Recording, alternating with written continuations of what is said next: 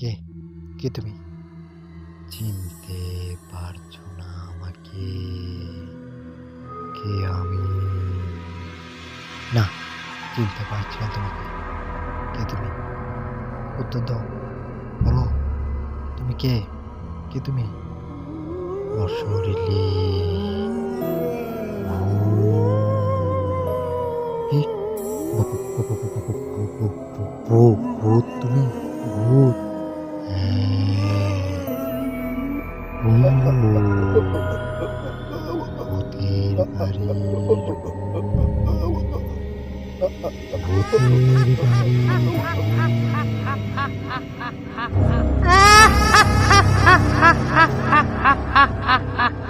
আসসালামু আলাইকুম। আপনারা সবাই কেমন আছেন? আশা করছি ভালো আছেন। আলহামদুলিল্লাহ আপনাদের দোয়া এবং ভালোবাসায় আমিও ভালো আছি। আমি সুমন আছি আপনাদের সঙ্গে ভূতের বাড়ি ইউটিউব চ্যানেলের পক্ষ থেকে। আমি বরাবরের মতো আবারও চলে এলাম আপনাদের মাঝে নতুন আরো একটি গল্প নিয়ে। আজকের গল্পটা খুবই ভয়ানক হতে চলেছে। তাই গল্পটা কেউ মিস করবেন না। সবাই আমাদের সঙ্গেই থাকুন। আজকের গল্পটা ঠিক যেভাবে পাঠিয়েছে আমি ঠিক সেইভাবে প্রকাশ করার চেষ্টা করব।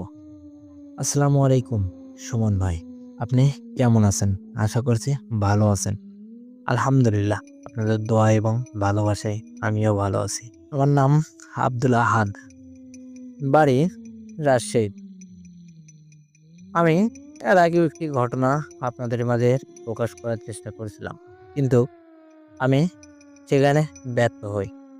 অথবা ঘটনাটি সিলেক্ট না হওয়ায় আপনি ঘটনাটি কারো মাঝে প্রকাশ করেননি।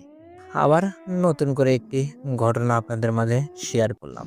আশা করছি সুমন ভাই গল্পটা এবার সবার মাঝে প্রকাশ করুন। যাই হোক, আমি আর কথা বাড়াবো না, চলুন আমরা গল্পে ফিরে যাই। সাল 2023। আমি কলেজ থেকে বাড়ি ফেরার সময় আমার একজন বড় ভাইয়ের সঙ্গে দেখা হয়ে যায়। তার সঙ্গে কথা বলতে আমি রাস্তা থেকে একটু সাইডে যাই, যে আমার ওই বড় ভাইয়ের সঙ্গে কিছু কথা বলি। তার মুখ থেকে আমি একটি ঘটনা শুনলাম। ঘটনাটি ছিল একটি পুরনো বাড়ির বিষয়ে। সে বাড়িতে নাকি কিছু আত্মারা থাকে। এমনকি ওই এলাকার লোকজন বলে সেটা নাকি অভিশপ্ত বাড়ি। রীতিমতো 2-4 এলাকায় ওই বাড়িটা অভিশপ্ত বাড়ি বলেই পরিচিত। সেই বাড়িটির গল্প শুনে আমার সেই বাড়িতে যাওয়ার আগ্রহ যায়। আমি সঙ্গে সঙ্গে আমার ফ্রেন্ডদেরকে কল দিয়ে তাদেরকে সব ঘটনা খুলে বলি। তারাও সে বাড়িতে যেতে রাজি হয়। পরের দিন সকালবেলা আমরা কলেজ থেকে খুব দ্রুতই বাড়িতে চলে আসি। বাড়িতে এসে আমরা সেই পুরনো পরিত্যক্ত বাড়িতে যাওয়ার সিদ্ধান্ত নিয়ে ফেলি। আমরা খুব দ্রুতই রওনা দিলাম। 1 থেকে 1.5 ঘন্টার ভিতরে আমরা সেই পুরনো অভিশপ্ত বাড়িতে পৌঁছে যাই। পুরনো বাড়িতে যাওয়ার পরে সামনে একটি গেট পড়ে। গেটটা খুবই অদ্ভুত ধরনের। গেটের মাথায় একটি পুকুরের মাথা বসানো ছিল। শুধু তাই না, গেটটির 2 পাশে সাপের ফোনার মতো কিছু একটা দাগানো ছিল। আমরা গেটটিতে হাত দিতে গেটটি অটোমেটিকলি খুলে যায়। আমরা ওখানে আর দেরি করলাম না, 3জনেই ভেতরে প্রবেশ করলাম। ভেতরে প্রবেশ করার সঙ্গে সঙ্গে পিছন দিকে ঘুরে তাকাতেই দেখলাম গেটটি লেগে গিয়েছে। আমরা গেটের কাছে যেয়ে অনেক ধাক্কাধাক্কি করলাম, অনেক ডাকাডাকি করলাম, কিন্তু গেটটি খোলে না। এমনকি বাইরে থেকে কারো সারা শব্দ পেলাম না। গেটটি কিভাবে লাগলো এটা কেউ বলতে পারি না আমরা। আমার আরেক বন্ধু আমাকে বলল, চল এখন আমরা ভেতরে যাই, ভেতরে দেখি কি অবস্থা। এই বললাম, ঠিক আছে চল ভেতরে যাই। তাই বলেই 3জনে ভেতরে প্রবেশ করলাম। ঘরের ভিতরে ঢুকতেই প্রথমে যে জিনিসটা আমাদের চোখে পড়লো সেটা দেখার জন্য আমি মোটেও প্রস্তুত ছিলাম না। একটি মাকড়সার জাল। সেই জালটি ছিল বিশাল বড় রকমের। আর সেই জালটির মাঝখানে একটি পুকুর আটকানো ছিল। হয়তোবা সেই কুকুরটা কিছুদিন আগে মারা গিয়েছে। তার পুরো বডিটাই সেই মাকড়সার জালে আটকে আছে। আমরা মাকড়সার জালটি ছেঁড়ার চেষ্টা করি, কিন্তু ছিঁড়তে ব্যর্থ হই। আমরা জালটি ছিঁড়তে পারি না। জালের নিচ দিয়েই আর ভেতরে প্রবেশ করলাম। ভেতরে ঢুকতেই আরেকটি জিনিস আমার চোখে পড়ল। সেটা ঘরের এক কোনায় চামবাদুর ঝোলানো ছিল।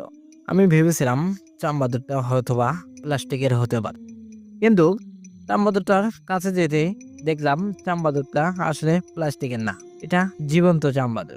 আমার কাছে যাওয়া দেখে সে ওখান থেকে উড়ে আরেক জায়গায় চলে যায়।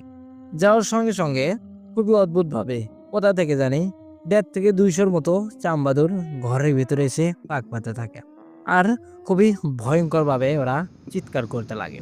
কিছুক্ষণ পরেই মেন গেটের দিকে তাকাতেই দেখলাম গেটটি অটোমেটিকলি খুলে গেল।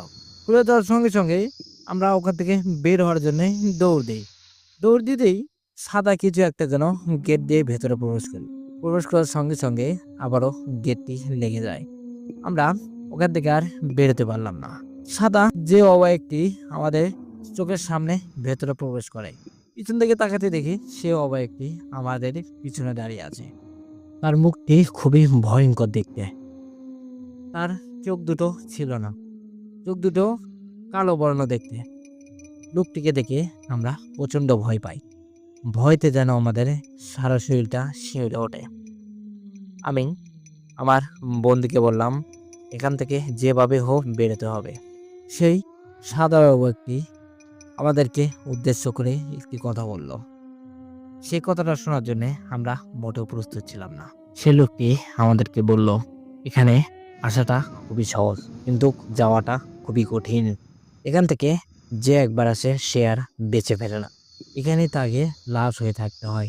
সারা জীবনের জন্য এই বাড়িতেই বন্ধু হয়ে থাকতে হয় তাকে। শুধু তাই না, আমি যতদিন পর্যন্ত না চাইবো ততদিন পর্যন্ত তারা আত্মাটাও এখান থেকে মুক্তি পায় না। আমি সেই লোকটিকে বললাম, আমরা আপনাদের কি ক্ষতি করেছি? আমাদেরকে ছেড়ে দেন, আমরা এখান থেকে চলে যাব, আর কখনো এখানে আসবো না। সেই লোকটি খুবই ভয়ঙ্কর ভাবে একটি হাসি দেয়। আর হাসিতে যেন পুরো বাড়িটা কেঁপে ওঠে। আর ওই হাসির শব্দে সেই বাড়িতে যতগুলো চামবাদুর রাখা ছিল সবাই এক এক করে খুবই ভয়ঙ্কর ভাবে চিৎকার করতে করতে সে বাড়িটি থেকে বের হয়ে চলে যায়। আমরা তো প্রচন্ড ভয় পাই। ভয়তে যেন আমাদের শরীরের ঘাম ঝরতে থাকে। আমরা সে লোকটিকে বললাম, আমাদেরকে ছেড়ে দিন, আমাদের ভুল হয়েছে, আমাদেরকে ক্ষমা করে দিন, আমরা এখান থেকে চলে যাব, আর কখনো এই বাড়িতে আসবো না। সে লোকটি আবারও আমাদেরকে বলল, কি বলেছি আমি বুঝতে পারোনি? এখানে যে একবার আসে সে আর কখনো বের হতে পারে না। আমরা ওখান থেকে বের হওয়ার জন্যে ওখান থেকে দৌড়ে পারলাম। পালাতে পালাতেই একটি ঘরের ভিতরে প্রবেশ করলাম। ঘরটিতে ঢুকেই একটি জিনিস আমি লক্ষ্য করলাম, আমার বন্ধুরা আমার কাছে ছিল না। আমি তো আরো ভয় পাই যে আমার বন্ধুদের কি হলো, নাকি সেই লোকটি আমার বন্ধুদেরকে মেরে ফেলেছে। আমি পিছনের দিকে হাঁটতে লাগলাম। গুটি গুটি পায়ে হাঁটতে হাঁটতে আবার সে আগের জায়গায় চলে আসে। আমি ওখানে দেখি আমার বন্ধুরা মাকড়সার জালের সঙ্গে আটকে আছে। তারা ওখান থেকে বের হওয়ার অনেক চেষ্টা করে, কিন্তু বের হতে পারে না। আমি তাদেরকে ছুটানোর জন্য অনেক চেষ্টা করি, কিন্তু ছুটাতে পারি না।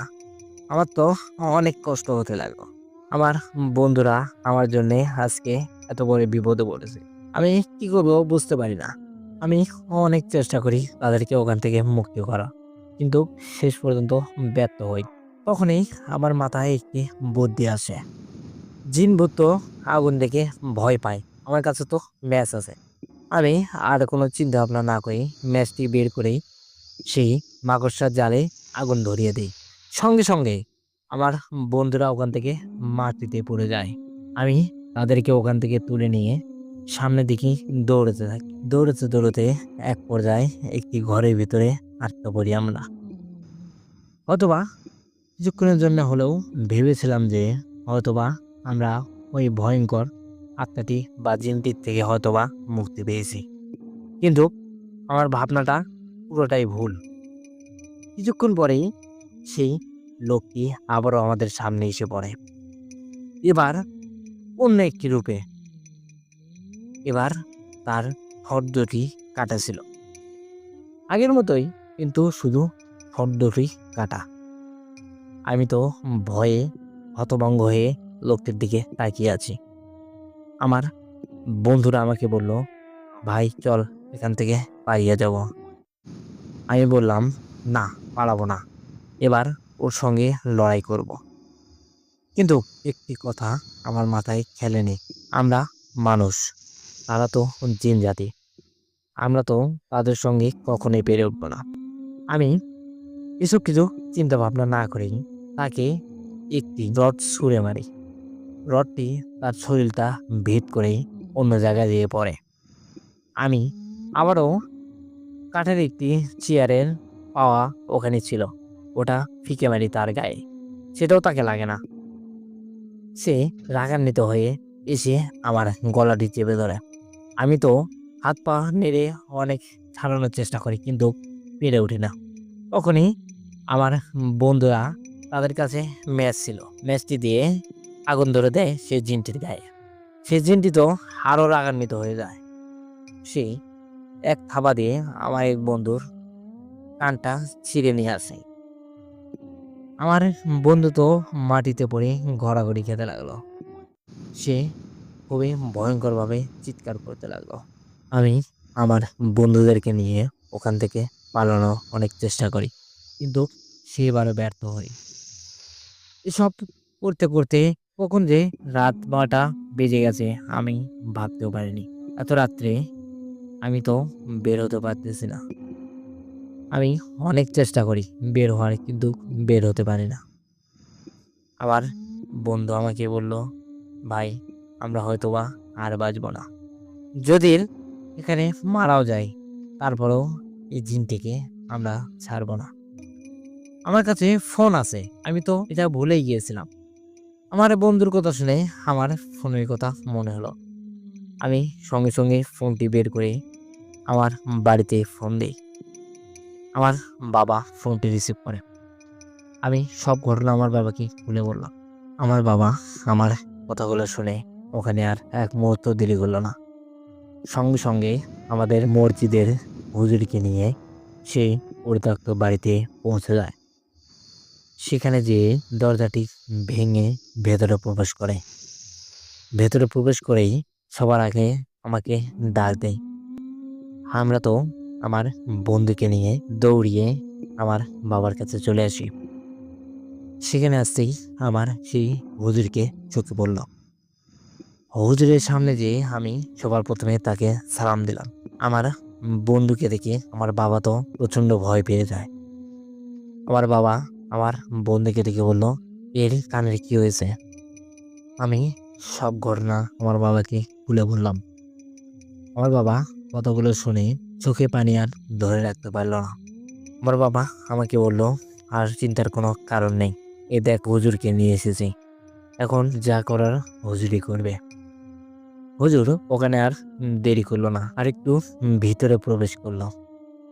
ভিতরে যেয়ে সেখানে একটি চেয়ার রাখা ছিল। চেয়ারে বসে হুজুর কি জানি ছুঁড়ে পড়তে লাগলো। কিছুক্ষণের মধ্যেই খুবই অদ্ভুতভাবে শব্দ করে আর প্রচণ্ড বাতাসের গতিতে সে জিনটি হুজুরের সামনে এসে হাজির হয়। হুজুর জিনটিকে বলল, তুমি এই ছেলেদেরকে কেন আটকে রেখেছো? তুমি এদের কাছ থেকে কি চাও? এদেরকে কেন মেরেছো তুমি? প্রশ্নের উত্তরে জিনটি বলল, এরা এই বাড়িতে কেন এসেছে আগে সেটা ওদেরকে জিজ্ঞেস করুন। হুজুর আমার দিকে তাকাতেই আমি বুঝতে পারি যে হুজুর আমাকে এই কথাটা জিজ্ঞেস করবে। আমিও ওখানে আর কোনো কথা বাড়ালাম না। আমি চুপ করে তাকিয়ে থেকে কথাগুলো শুনতেছি। হুজুর জিনটিকে বলল, তারা তো বাচ্চা পোলাপান, তারা ভুল করতে পারে, তাই বলে কি তুমি তাদেরকে আটকে রাখবে? তারা তো নৃশংসভাবে তাদেরকে মারবে। জিনটি হুজুরকে বলল, তুই এখানে বেশি কথা বলিস না, তাইলে এদের মতো হাল তোর হবে। হুজুর আবারও ঠান্ডা মাথায় জিনটিকে বলল, এখনো সময় আছে, এদেরকে ছেড়ে দে, এদেরকে এখান থেকে চলে যেতে দে। জিনটি খুবই ভয়ঙ্কর একটি হাসি দিয়ে হুজুরকে বলল, কখনো না, এদেরকে আমি কখনো ছাড়বো না, এদেরকেও আমার মতনই বানিয়ে নেব। এর আগেও অনেক লোকই এ বাড়িতে এসেছে, তারা কেউ বেঁচে ফিরতে পারেনি, এরাও পারবে না। হুজুর জিনটিকে বলল, তোর যদি সাহস থাকে তাইলে এদের গায়ে আর একটাও ফুলের টোকা দিয়ে দেখা, দেখি তুই কত বড় পালোয়ান। জিনটি খুবই ভয়ঙ্কর একটি হাসি দিয়ে আবারও আমাদের দিকে এগিয়ে আসতে লাগলো। হুজুর কি জানে একটা ছুরা পড়ে জিনটির শরীরে ফু দেয়। ফোন দেওয়ার সঙ্গে সঙ্গে জিনটি আর সামনের দিকে এগোতে পারে না। আমি ওখান থেকে আমার বন্ধুদেরকে নিয়ে হুজুরের পিছনে এসে দাঁড়িয়ে পড়ি। হুজুর বলল, তোমাদের কোনো ভয় নেই, তোমরা নিচে বসে পড়ো। তাই বলে হুজুরটি জিনটির কাছে এগিয়ে গেল। জিনটির কাছে যেয়ে জিনটিকে বলল, কি ব্যাপার, তোর এতটুকুই সাহস, সামান্য একটি বাচ্চাকে ছুতে পারলি না? জিনটি বলল, তুই কিন্তু খুবই বাড়াবাড়ি করতেছিস, এর ফলাফল কিন্তু ভালো হবে না। হুজুর বলল, আমিও জানি এর ফলাফল ভালো হবে না, তুইও ঠিকই বুঝতে পারতেছিস আমার সঙ্গে লড়াই করার ফলাফল ভালো হবে না। তাই বলে জিনটি সেই বানটি ছুটিয়ে আবার আমার কাছে চলে আসে। এসে আমার আরেক বন্ধুর গলা চেপে ধরে। হুজুর খুবই দ্রুত সম্ভব ওখান থেকে আবারও জিনের কাছে চলে আসে। জিনটিকে আরেকটি ফোঁ দেয়। জিনটি হঠাৎ করেই ওখান থেকে উধাও হয়ে যায়। হুজুর আমাদেরকে বলল, তোমরা বাইরে চলে যাও, বিষয়টা আমি দেখতেছি। তখনই আমি আর দেরি করলাম না, আমার বন্ধুদেরকে নিয়ে আমি সেই বাড়িটি থেকে বেরিয়ে চলে আসি। তারপরে জানি না হুজুর কিছু একটা করে বাইরে চলে আসে। বাইরে এসে আমাদেরকে বলল, তোমরা এখন বাড়িতে যাও, আর কোনো ভয় নেই। আমরা ওখান থেকে বাড়িতে চলে আসি। এর মাঝে কিছু ঘটনা আছে যেটা আমি আমার আব্বুর থেকে শোনার অনেক চেষ্টা করি, কিন্তু আমার আব্বু এই ঘটনাটি সবসময় আমার থেকে এড়িয়ে চলেছে, আমাকে ভুলেও প্রকাশ করেনি কোনো সময়। এমনকি এই গল্পটা আমি যেদিন লিখি সেদিনও আমার আব্বুকে আমি বলেছিলাম, কিন্তু আমার আব্বু আমাকে কিছুই বলেন। এই কারণে সুমন ভাই, আমি মাঝের কিছু অংশটা আপনাদেরকে বলতে পারলাম না। দয়া করে ভাই কেউ কিছু মনে নেবেন না, আমাকে ক্ষমার দৃষ্টিতে দেখবেন।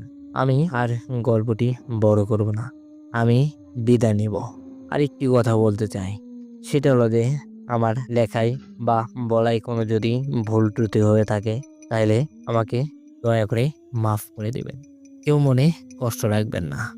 আর এই যে দেখতে দেখতে রমজান মাস চলে এলো, দোয়া করি সবাই রমজানে ভালো থাকেন, সুস্থ থাকেন। আল্লাহ হাফেজ। এই বলে আদ ভাই তার গল্পটি শেষ করেছে। গল্পটি তো আমার পার্সোনালি খুবই ভালো লেগেছে। আপনাদের কেমন লাগলো অবশ্যই কমেন্টে জানাবেন। আসলে গল্পটি লেখার সময় বা আমারও প্রকাশ করার সময় অনেক ভুল ত্রুটি হয়ে থাকে, তাই দয়া করে আমাকেও সবাই নিজ গুণে ক্ষমা করে দিবেন। আসলেই তো দেখতে দেখতে রমজান চলে এলো, বেশ করা রোজাও চলে গেল। রোজাগুলো সবার ভালো কাটুক, সুস্থ কাটুক, সবাই যেন ঠিক মতো রমজানটি পালন করতে পারে, এই দোয়া করি। আমার জন্যও সবাই দোয়া করবেন, আমি যেন আবারও পরের রমজানটা পেতে পারি। আল্লাহ আপনাদেরকেও হায়াত নসিব করুন, আমিন। আমি আর গল্পটা বেশি বড় করব না। আপনারা আমাদেরকে যদি গল্প পাঠাতে চান তাইলেই আমার এই ভিডিও ডেসক্রিপশনে আমার হোয়াটসঅ্যাপ নাম্বার দেওয়া থাকবে। শুধু তাই না, যদি কেউ ইমেলে পাঠাতে চান তাইলে আমাদের সঙ্গে ইমেলে যোগাযোগ করতে পারে। ইমেল অ্যাড্রেস bhuterbaড়ি0 @gmail.com। আমাদেরকে জিমেলেও আপনার সঙ্গে ঘটে যাওয়া এরকম কোনো কাহিনী আমাদের মাঝে তুলে ধরতে পারেন। আর দেরি করবেন না, এক্ষুনি মোবাইলটা হাতে নিয়েই আপনার সঙ্গে ঘটে যাওয়া গল্পটি আমাদের কাছে পাঠিয়ে দিন। আমি আর কথা বাড়াবো না, বরাবরের মতো একটি কথাই বলতে চাই, সবাই ভালো থাকুন, সুস্থ থাকুন। আল্লাহ হাফেজ। ভূতের বাড়ি,